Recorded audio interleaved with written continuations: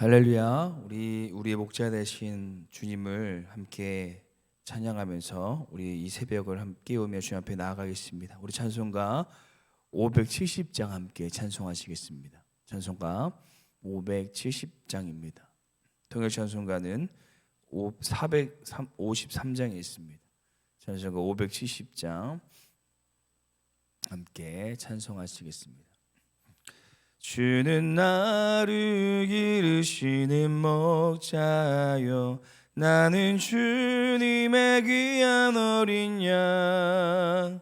푸른 풀밭 맑은 시냇물가로 나를 인도하여 주신다. 주는 나의 좋은 목자, 나는 그의 어린 양. 저를 따라 꼴을 먹여주시니 내게 부족함 전혀 없어라. 예쁜 새들 노래하는 아침과 노을 비끼는 고운 황혼에 사에 살아 나는 음성이 나를 언제나 불러주신다. 주는 나의 좋은 목자, 나는 그의 어린 양. 저를 따라 꼴을 먹여주시니 내게 부족함 전혀 없어라. 못된 짐승 나를 해치 못하고 거친 비바람 상치 못하리. 나의 주님 강한 손을 펼치사 나를 주야로 지켜주신다. 주는 나의 좋은 목자, 나는 그의 어린 양. 저를 따라 꼴을 먹여주시니 내게 부족함 전혀 없어라.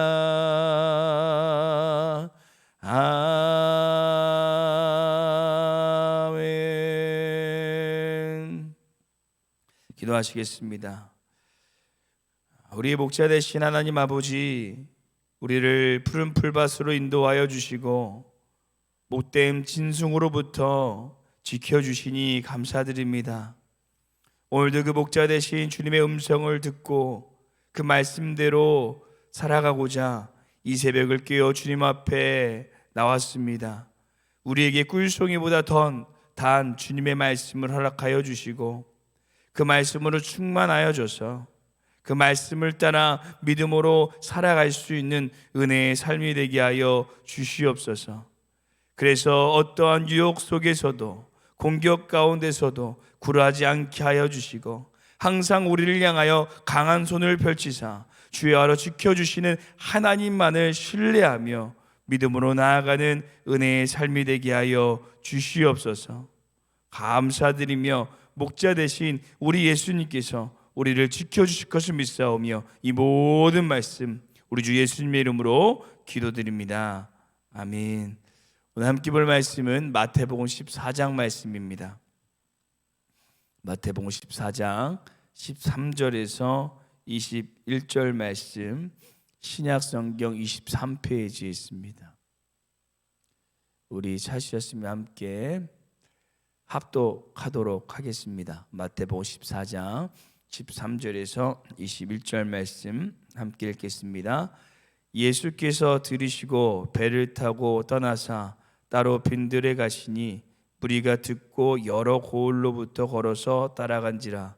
예수께서 나오사 큰 무리를 보시고 불쌍히 여기사 그 중에 있는 병자를 고쳐 주시니라.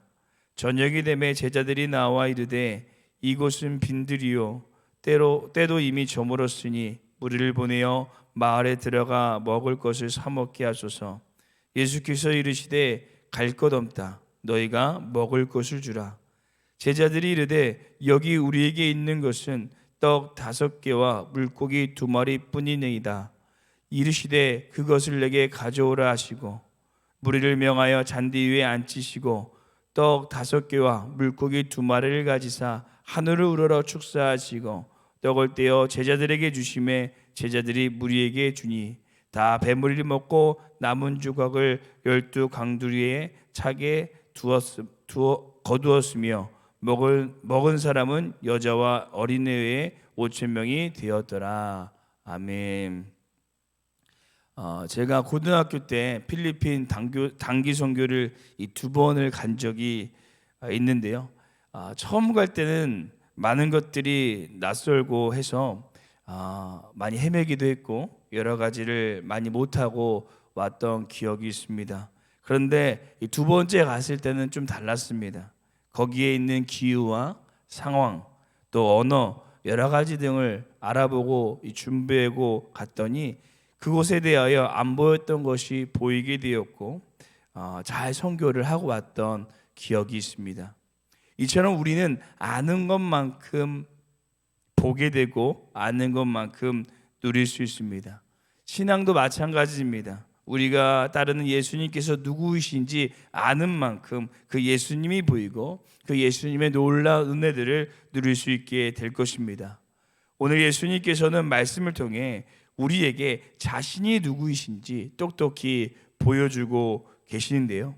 그래서 오늘 저희는 우리를 기경시켜 주시는 분 예수 그리스도라는 제목으로 우리를 기경시켜 주시는 분 예수 그리스도라는 제목으로 예수님이 누구이신지 오늘 함께 묵상하시고 그 예수님께서 기경시켜 주시는 그 놀라운 은혜를 누릴 수 있는 우리의 삶이 되시기를 간절히 소망합니다. 첫 번째, 우리 예수님은 우리의 육신을 기경시켜 주시는 분이십니다. 첫 번째, 우리 예수님은 우리의 육신을 기경시켜 주시는 분이십니다. 오늘 본문 말씀 14절 말씀 함께 읽어보도록 하겠습니다. 함께 읽겠습니다.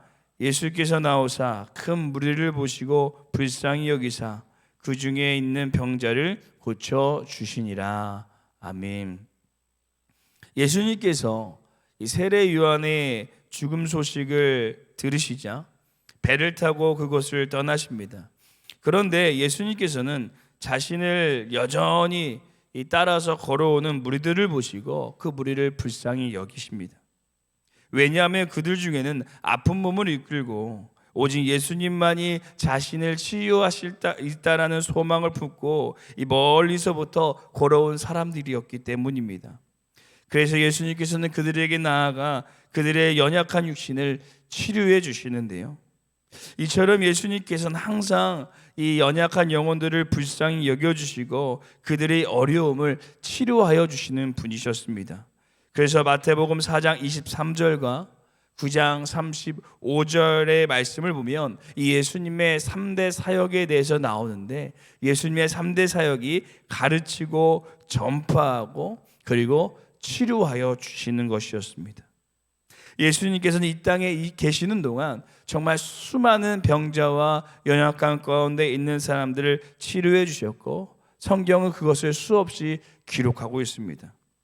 그럼 과연 그 뜻이 무엇일까요? 바로 여전히 예수님께서는 우리의 연약함을 치유하기 원하시는 분이시라는 것입니다. 오늘 함께 예배드리시는 우리 성도님께서도 동일한 경험이 있으시겠지만 저도 예수님의 놀라운 치유를 정말 많이 경험한 것 같습니다. 아버지께서 뇌출혈과 암으로 쓰러지셨는데 예수님의 능력으로 치유되었다는 이야기를 제가 하도 많이 해가지고 그런 간증도 있고, 제가 군대에 있을 때 하루는 이 목사님이 설교를 하시는데 이가 너무나도 아픈 것입니다. 그런데 마침 목사님께서 이 아픈 부위에 손을 얹고 기도하라고 하셔서 아픈 부위에 딱 손을 얹고 기도했는데 어떤 일이 일어났을까요? 아무 일도 일어나지 않았습니다. 그리고 이제 숙소에 가서 잠을 잤는데 아침에 일어나 보니까 얼굴이 엄청 많이 부어 있는 겁니다. 제 얼굴을 보고 간부님이 깜짝 놀라가지고 급하게 병원에 저를 데려가게 되었고 거기서 이제 치과 치료를 받게 되었는데 이 보철 치료를 받아야 되는데 의사 선생님이 나가서 보철 치료를 받아야 된다라고 저한테 말씀하셔서 제가 경제적으로 쉽지 않아서 나가서 못 받을 것 같다라고 말하니까 그 의사 선생님께서 원래는 안 되는 건데 한 20년 군 생활을 해야 보철 치료를 받게 되는데 본인이 해주겠다라고 해서 이 보철 치료를 받고 깨끗이 치료를 받았던 적이 있습니다. 이처럼 예수님께서는 우리의 연약한 육신을 여러 가지 방법을 통하여 직접적으로 또는 간접적으로 우리를 치료하시고 기경하시는 전능하신 하나님이시라는 것입니다. 왜냐하면 그분은 우리의 창조주가 되시기 때문입니다. 우리가 너무나도 잘 아는 이야기가 하나 있는데요. 이 자동차 정비공이 운전을 하다가 산 중턱에서 갑자기 자동차가 멈춰버렸습니다. 자신이 자동차 정비공이니까 본네트를 열고 이리저리 만져봤는데 아무리 만져도 자동차가 수리가 안 되는 겁니다. 그리고 한참을 이렇게 있는데 갑자기 한 차가 지나가다가 서더니 한 노인이 내려서 자신에게로 다가옵니다. 그리고 말합니다. 혹시 내가 그 차를 좀 봐도 되겠습니까? 이 정비공이 자신이 정비공인데 아무리 수리를 해도 안 돼서 제가 만져봤지만 안 되었습니다. 아마 참 쉽지 않을 겁니다. 라고 이렇게 말합니다. 그러자 그 노인이 몇 번 뚝딱뚝딱 만지더니 차에 시동이 걸리게 된 것입니다. 놀란 차 주인이 그 노인에게 물어봅니다. 어떻게 이 차를 고쳤습니까? 당신은 도대체 누구이십니까? 그러자 그 노인이 말합니다. 나는 포드요. 이 차를 만든 사람이지요. 사랑하는 성도 여러분, 혹시 육신의 연약함 가운데 있는 분이 계십니까? 우리를 만드신 예수님께서 우리를 다시 온전케 하여 주실 수 있는 줄로 믿습니다. 오늘 이 새벽에 기도하실 때 혹 우리의 육신에 연약한 곳이 있다면 간절히 주님을 따라 나온 이 제자들과 무리들을 기억하면서 예수님께서 우리의 연약한 육신에 손을 얹고 기경하여 주실 것을 믿고 간절히 기도하시는 새벽의 시간이 되시기를 소망합니다. 그럴 때 우리 창조주 되신 주님께서 우리 연약한 육신을 깨끗이 치유하시고 기경시켜 주실 줄로 믿습니다. 두 번째, 예수님은 우리의 필요를 기경시켜 주시는 분이십니다. 두 번째, 우리 예수님은 우리의 필요를 기경시켜 주시는 분이십니다. 오늘 본문 말씀 16절 말씀 함께 읽어보도록 하겠습니다. 함께 읽겠습니다. 예수께서 이르시되 갈 것 없다. 너희가 먹을 것을 주라. 아멘. 예수님께서 많은 무리들을 치료하시고 말씀을 전하시다 보니까 어느새 날이 저물어서 저녁이 되어버렸습니다. 그래서 제자들이 예수님께 나와 예수님, 이제 날도 많이 저물었으니 이 무리들을 보내어서 마을에 들어가 먹을 것을 사 먹게 하십시오 라고 이렇게 말합니다. 그런데 예수님께서는 희한한 대답을 하십니다. 갈 것 없다. 너희가 주어라. 당황한 제자들이 아니 예수님, 저희 손에는 지금 보리떡 5개와 물고기 2마리밖에 없습니다 라고 말합니다.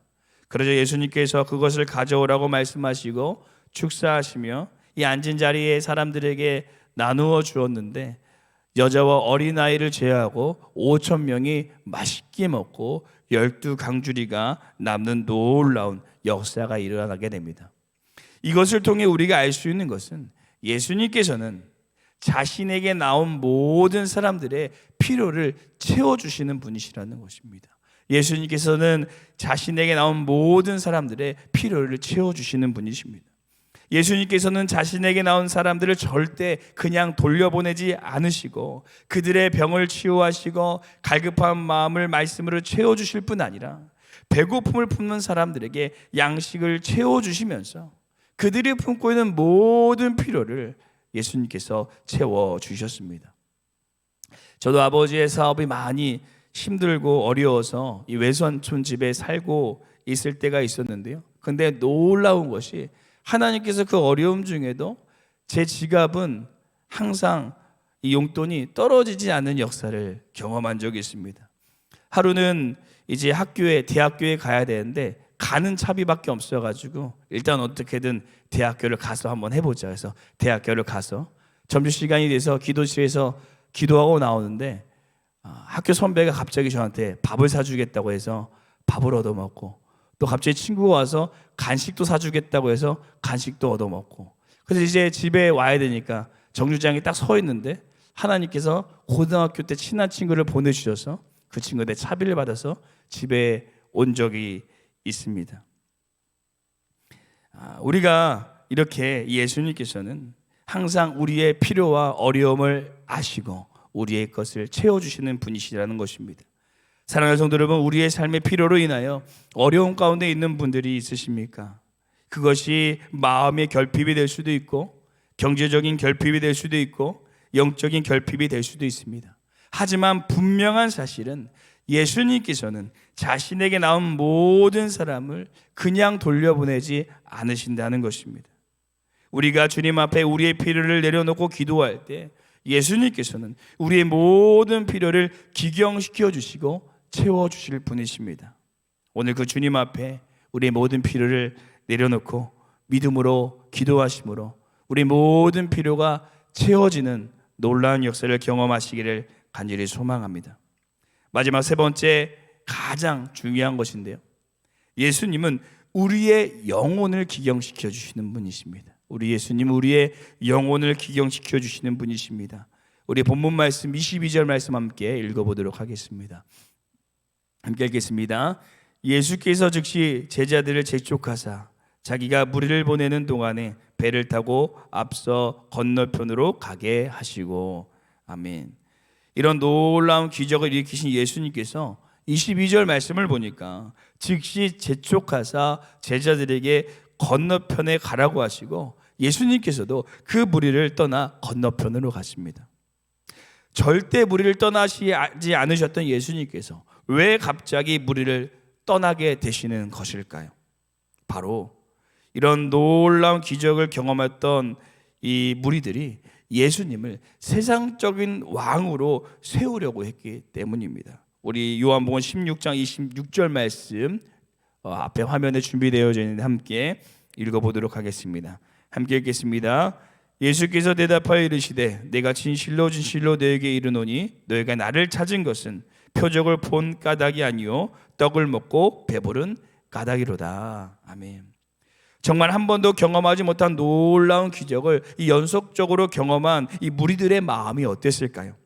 안 그래도 노마의 압제를 통하여 너무나도 고통스러운 하루하루를 보내고 있다 보니까 이 예수님의 놀라운 기적을 경험하고 예수님을 인간적인 왕, 세상의 왕이 되셔서 무력으로 이스라엘 백성들을 구원하기 원했던 것입니다.